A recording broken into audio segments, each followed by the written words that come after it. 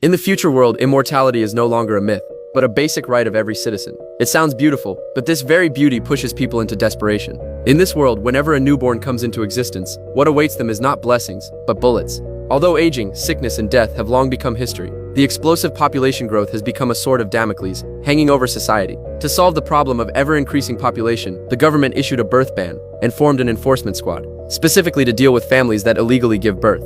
Leo is a seasoned enforcer. That day, he suddenly receives a public report, claiming that an illegal newborn is hidden in an apartment building. After receiving the report, he immediately leads his team out. But when the squad breaks into the room, they find the place filled with rotting trash, and vegetables in the fridge have long spoiled. It turns out that in this era of immortality, the authorities, in order to control resource consumption, strictly ration supplies based on population. If someone secretly gives birth to a child, there is one more mouth to feed at home. Yet the ration quota remains the same, so these families often fall into poverty.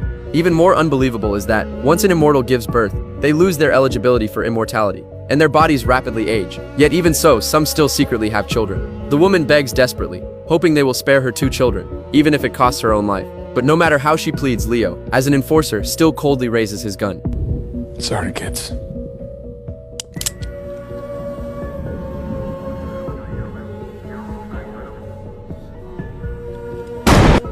In this immortality-dominated society, reputation itself becomes an unforgivable crime. After dealing with the 2 children, Leo quickly leaves the slum area, only to run into the children's father returning home. The man instantly understands what happened upon seeing the enforcement team, and eyes bloodshot, charges forward in rage. But the outcome is predictable. Seeing the tragedy of this family, Leo feels an inexplicable pang in his heart, but he does not dwell on it, and soon drives his hover car away from the slums. By now, the rich have long moved their homes into the clouds. Back in the affluent district, Leo immediately changes into a sharp suit and attends his girlfriend's party on time. Alice on stage is dazzling, her skin fair and luminous, every gesture radiating charm. No one would ever guess that this music diva has lived for hundreds of years.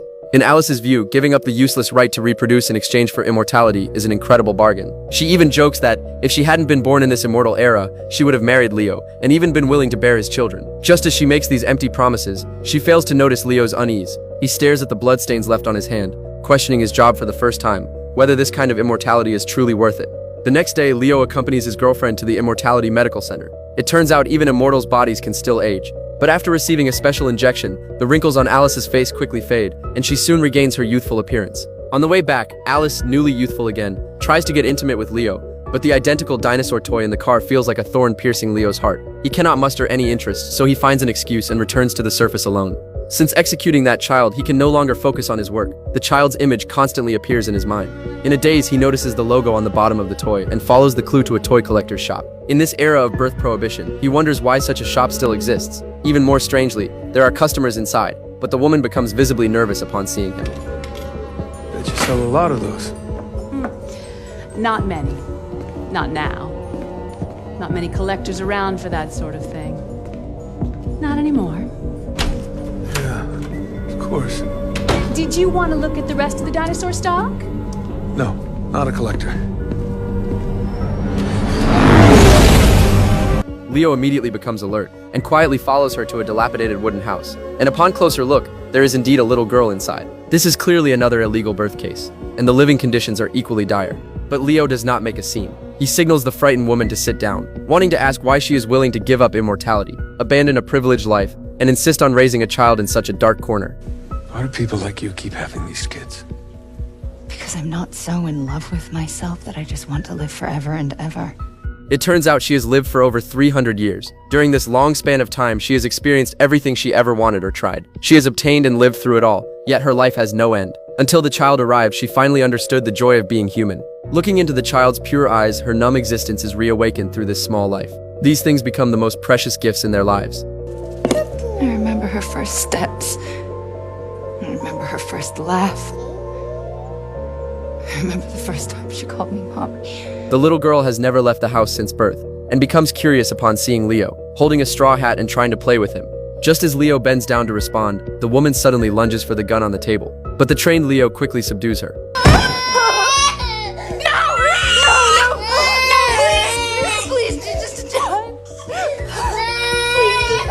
She's just a child, please. Don't shoot her. Take me. Shoot me instead. I'll make room. Do it. Do it. Kill me instead. I'll make room.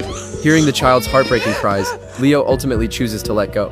Unbeknownst to him, his colleagues who followed have already been waiting outside. Hearing the child crying inside the house, the two exchange a knowing smile and draw their guns at each other. The other is shot and killed, and Leo is also gravely injured. To protect the mother and daughter, he turns his weapons against his former comrades.